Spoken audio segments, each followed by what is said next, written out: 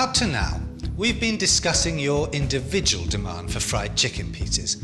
We've identified a number of factors that influence this demand of yours, namely tastes, income, price of a fried chicken piece, number of potential buyers, and the price of related products.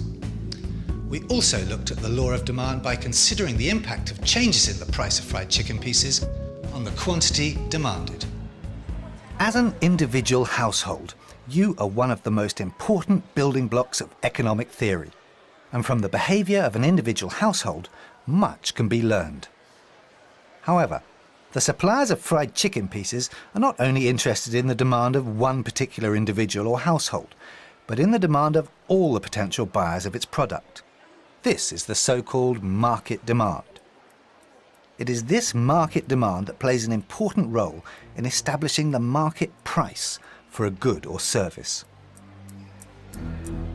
How do we get from individual demand to market demand? Well, it's pretty simple really.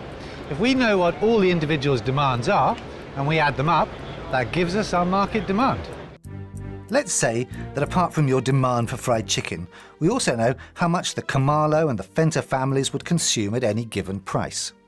We can then organise this information into a new table, and by adding the individual quantities of each household, we can work out the market demand at each price.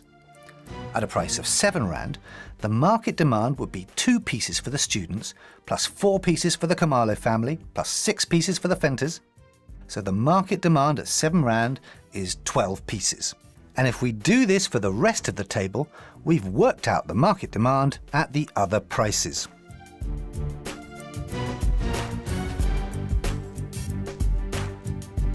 So now you must use this information to draw the market demand curve for fried chicken pieces.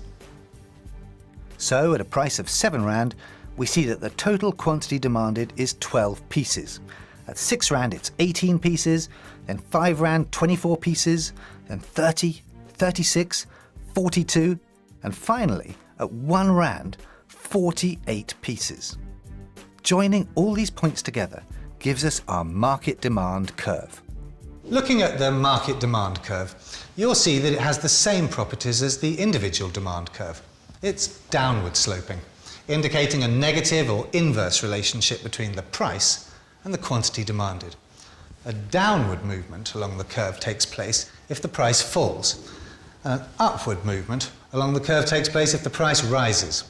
And again, we can examine the impact of the price on the quantity demanded by ignoring other factors for the time being, or by applying the ceteris paribus condition, namely that all the other forces or factors remain constant or unchanged.